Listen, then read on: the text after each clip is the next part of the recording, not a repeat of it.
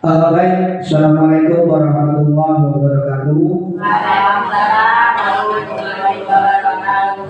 Yang kami hormati Ibu Kepala Sekolah SD Negeri 2 Sumberhidup, yang kami hormati Bapak Ibu Dewan Guru SD Negeri 2 Sumberhidup. Di sini saya selaku guru olahraga dan juga peserta PKG PCOK 2024. Di sini kami akan menyelesaikan tugas kami, yaitu tentang RTL atau rencana tindak lanjut. Itu. Jadi rencana tindak lanjut ini merupakan suatu program yang dibuat oleh kegiatan PKG ini, yaitu untuk memfasilitasi anak-anak, yaitu untuk membuat suatu kegiatan. Jadi di sini untuk RTL saya, di sini saya beri judul yaitu menumbuhkan kembali kearifan lokal dengan menyehatkan anak-anak Indonesia dengan permainan tradisional melalui model pembelajaran sport education model. Jadi permainan tradisional di sini yang saya ambil adalah permainan gerobak sodor. Itu terkait dengan judul yang ingin saya sampaikan di kegiatan diskusi kita pada pagi hari ini. Adapun untuk latar belakang, untuk latar belakang kegiatan ini, yang pertama yaitu di zaman sekarang ini anak-anak, terutama anak SD Negeri 2 Sumberhidup, lebih suka bermain handphone daripada berolahraga, sehingga kebugaran anak-anak saat ini cenderung menurun. Itu terlihat dari mudahnya anak-anak merasa mudah capek dan mudah mengeluh ketika beraktivitas di lapangan, yaitu ketika kegiatan upacara bendera ataupun kegiatan PCOK di lapangan. Nah, melihat kejadian ini, jadi saya punya inisiatif bagaimana anak-anak ini bisa berolahraga dengan olahraga tradisional, sehingga anak-anak tidak terfokus hanya bermain handphone saja. Terus selanjutnya yang menjadi latar belakang saya yaitu selain itu tumbuh anak kurang maksimal karena mereka lebih suka bermain game di handphone ketimbang bermain yang menggunakan aktivitas fisik, sehingga mereka lebih banyak diam daripada bergerak. Nah, mengapa saya memilih permainan tradisional? Karena untuk mengembangkan kembali permainan tradisional yang sudah lama hilang. Ya, jarang sekali permainan oleh anak-anak di sekolah maupun di rumah, yaitu permainan gerobak sodor. Karena kalau di tahun 80-an, 90-an dulu sering sekali anak-anak itu bermain yang menggunakan aktivitas fisik. Nah, di era tahun 2000 ini anak-anak lebih cenderung suka bermain game. Makanya saya membuat untuk anak itu lebih suka bermain yang menggunakan aktivitas fisik. Nah, yaitu dengan bermain gerobak sodor. Untuk selanjutnya, Pencak podcast merupakan bagian integral dari pendidikan secara keseluruhan yang memiliki peran dalam pembinaan pertumbuhan fisik, pengembangan psikis, serta keterampilan motorik, pengetahuan dan penghayatan nilai-nilai pembentukan pola hidup yang sehat. Jadi ini yang melatar belakangi saya untuk membuat karya nyata untuk anak-anak di sekolah kita. Itu. Oke, lanjut. Selanjutnya yaitu tujuan. Nah, untuk tujuan kegiatan ini yaitu melestarikan permainan tradisional. Yang kedua, membuat kegiatan aktivitas fisik untuk meningkatkan kebugaran. Yang ketiga, melatih bekerja sama dengan rekan sejawat atau kelompok untuk memecahkan masalah. Yang keempat adalah melatih sikap sportivitas, bertanggung jawab dan kebersamaan. Nah, dari beberapa yang saya sampaikan ini kira-kira disepakati atau tidak ketika saya akan menyelenggarakan kegiatan SEP untuk anak didik kita. Gimana? Kalau kita sepakat berarti kita lanjut. Oke, sepakat. Terima kasih Bapak Ibu sekalian. Ya, jadi nanti untuk kegiatan ini itu diselenggarakan oleh anak-anak kita semua. Jadi sport education model ini bentuknya nanti anak-anak ini akan membuat sejenis kayak turnamen. Nah, sejenis kayak turnamen, nanti peserta dan panitia itu dari anak-anak semuanya.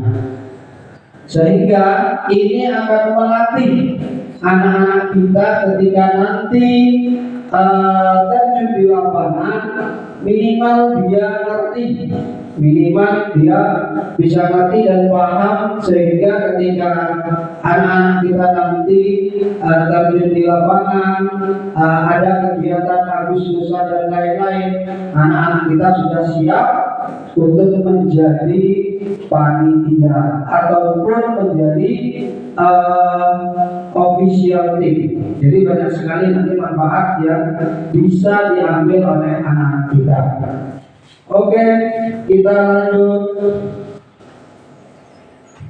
Yang selanjutnya yaitu capaian yang diharapkan. Oke, untuk capaian yang diharapkan, yang pertama yaitu pengenalan. Jadi aktivitas untuk membantu murid dapat terlihat aktif. Ya, jadi anak nanti bisa terlibat aktif, baik itu sebagai panitia, sebagai peserta, maupun sebagai supporter nantinya. Itu. Yang kedua yaitu eksplorasi, yaitu aktivitas murid mencari informasi tentang topik. Jadi anak-anak itu nanti kita beri kebebasan mereka untuk mencari informasi tentang topik yang akan diselenggarakan. Dan yang ketiga yaitu proyek, aktivitas murid merancang membuat produk sebagai hasil belajar. Itu untuk proyeknya. Jadi nanti di situ untuk kegiatan itu nanti anak-anak akan dibagi sesuai dengan keahlian dan keinginan anak-anak tersebut. Baik yang bisa menjadi pemimpin itu bisa dijadikan sebagai ketua pelaksana, sebagai yang bisa memimpin pertandingan diberi tugas sebagai wasit dan lain-lain sebagainya. Itu oke. Kita lanjut lagi. Nah ini untuk struktur program dan mitra. Jadi struktur program dan mitra ini, jadi program yang dibuat merupakan ekstrakurikuler yang dilaksanakan pada bulan Desember setelah selesai ujian semester. Ya, jadi kegiatan ini itu dilaksanakan di bulan Desember nanti untuk mengisi waktu luang anak-anak kita setelah selesai melakukan ujian. Nah, di sini jadi ya, jadi kita buat seperti kelas meeting gitu. Jadi ini nanti di bulan Desember setelah ujian. Yang selanjutnya yaitu siswa yang terlibat adalah seluruh siswa dari kelas 1 sampai kelas 6, di mana siswa kelas 1 sampai kelas 3 sebagai supporter dan siswa kelas 4 sampai kelas 6 sebagai peserta, baik siswa putra maupun putri. Jadi nanti di sini setiap kelas itu bisa mengirimkan wakilnya, wakil dari kelas, baik itu sebagai panitia, sebagai official, sebagai pemain dan sebagai supporter, sesuai dengan minat dan bakat anak-anak tersebut. Untuk yang ketiga, untuk kepala sekolah sebagai penanggung jawab kegiatan, untuk guru kelas dan guru mapel sebagai fasilitator kegiatan. Jadi untuk guru dan juga guru kelas dan guru mapel ini sebagai fasilitator anak-anak kita. Jadi kita mendampingi anak-anak kita untuk melakukan kegiatan ini. Karena ini mungkin karena anak-anak kita masih tingkat SD, jadi perlu pendampingan ekstra dari kita Dewan Guru. Karena secara langsung mereka belum pernah terlibat untuk kegiatan-kegiatan olahraga. Nah, jadi kita perlu perhatian khusus kepada anak-anak kita untuk membimbing sehingga kegiatan ini bisa terlaksana dengan baik. Itu. Untuk yang selanjutnya, yaitu mitra dengan wali kelas sebagai koordinator masing-masing kelas. Jadi nanti wali kelas saya minta nanti bisa mengkoordinir anak-anaknya.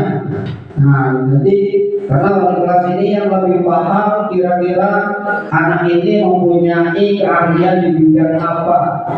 Itu terkait kepemimpinan, terkait dengan keaktifan anak-anak. Di situ kita yang lebih paham di situ adalah wali kelas. Jadi wali kelas sebagai koordinator dengan kelasnya masing-masing. Dan kepanitiaan ini terdiri dari siswa, ya, baik kepanitiaan, peserta dan pihak lain itu berasal dari murid-murid kita. Gitu. Oke, kita lanjut lagi. Oke, untuk kapasitas yang dimiliki sekolah atau aset sekolah, yang pertama yaitu sekolah memiliki kepala sekolah, guru dan tenaga kependidikan yang profesional sesuai dengan kualifikasi akademik. Itu, jadi bisa membantu di situ. Nah, seperti guru olahraga misalnya atau guru agama. Nah, dia berkompeten di bidang agama, artinya sebagai nanti ketika acara dimulai bisa membimbing anak untuk memimpin doa ketika acara akan dimulai. Itu maksudnya di sini semuanya mempunyai kualifikasi akademiknya masing-masing. Itu. Untuk yang kedua, itu murid yang berjumlah 170 orang siswa kita. Masing-masing kelas mengirimkan perwakilan sesuai minat dan bakatnya untuk menjadi panitia, menjadi peserta, menjadi wasit, ofisial ataupun penonton. Jadi semua kegiatan ini nanti sebagai pelaksananya adalah anak didik kita. Gitu. Ya, jadi kita cari bakat anak-anak kita mulai dari sekarang, sehingga untuk pembimbingan anak tersebut bisa lebih terarah lagi. Gitu. Dan yang ketiga yaitu sekolah memiliki lapangan olahraga yang cukup luas sehingga bisa dibagi menjadi menjadi 2 lapangan bola sodor. Jadi karena lapangan kita cukup luas dan supaya kegiatan bisa berjalan dengan baik, dengan cepat, itu lapangan kita buatkan 2 untuk peserta. Jadi nanti bisa dibagi baik itu untuk lapangan putra maupun untuk lapangan putri. Itu. Oke, nice. Lanjut lagi. Nah, rencana evaluasi. Jadi kegiatan ini tidak hanya untuk bersenang-senang kegiatan siswa saja, tetapi di sini juga ada evaluasinya untuk anak-anak kita. Yang pertama yaitu evaluasi secara menyeluruh dilakukan setelah pelaksanaan selesai. Jadi apa yang sudah baik dan apa yang harus ditingkatkan melihat dari umpan balik murid berupa kuesioner maupun wawancara. Jadi nanti anak-anak kita kasih mereka kuesioner ataupun pertanyaan tentang kegiatan ini. Kegiatan ini kira-kira kelemahannya di mana? Kekurangannya di mana? Nah, itu kita perlu ketahui dengan cara membuat kuesioner ataupun wawancara kepada siswa kita. Oke, untuk yang selanjutnya yaitu dengan mencatat hasil pengamatan tentang kebiasaan kerjasama dalam tim. Nah, karena ini berbagai sodor ini merupakan permainan berguru, jadi bagaimana anak itu bekerja sama dengan timnya untuk memecahkan masalah tersebut. Nah, misalnya supaya timnya bisa menang, strategi apa yang akan mereka buat. Nah, itu merupakan kerja sama tim. Gitu. Untuk selanjutnya yaitu mendokumentasikan proses kegiatan bermain murid berupa video dan foto. Jadi kegiatan nanti anak yang hobi membuat dokumentasi maka dia akan bertugas sebagai dokumentasi. Itu dibuktikan dari video dan foto kegiatan. Dan selanjutnya untuk mengukur tingkat kebugaran jasmani kita akan menggunakan penilaian TKJI. Gitu. Oke, ada pertanyaan? TKJI apa, Pak? TKJI ini apa? Tingkat kebugaran jasmani Indonesia. Oke, kita lanjut lagi. Terus kemungkinan tantangan. Jadi di sini yang pasti setiap kegiatan itu ada kemungkinan yang bisa terjadi. Ya, karena kita sebagai manusia hanya berencana, tetapi Allah yang memberi ketentuan kita. Jadi untuk kemungkinan tantangan di sini yang pertama yang tidak bisa kita hindari adalah tentang cuaca. Ya, ketika cuaca hujan atau panas terlalu terik, maka kegiatan dapat ditunda di hari berikutnya. Terus yang kedua, siswa yang ditunjuk sebagai panitia atau wasit tidak hadir, maka diganti dengan siswa yang lainnya, itu sebagai antisipasi. Terus evaluasi dan umpan balik, memberikan evaluasi yang efektif dan memberikan umpan balik yang konstruktif kepada setiap peserta. Gitu. Jadi ini kegiatan atau tantangan yang bisa kita hadapi ketika pelaksanaan nanti. Oke, kita lanjut. Mungkin sampai di sini ada pertanyaan. Kalau tidak kita lanjut dulu aja. Nanti di akhir sesi kita ada sesi tanya jawab. Dan ini sebagai penutup, dengan program ini saya berharap dapat menciptakan lingkungan belajar yang lebih positif, berpihak kepada siswa, dan bermakna bagi semuanya. Dan yang terakhir yaitu terima kasih. Jadi ini pemaparan Bapak Ibu sekalian, pemaparan dari saya terkait dengan RTR yang saya buat berkaitan dengan tugas PKB PJOK yang sedang saya ikuti saat ini. Dan kami persilahkan kepada Bapak Ibu Dewan Guru apabila ada penguatan ataupun pertanyaan tentang rencana yang saya buat ini, kami persilahkan.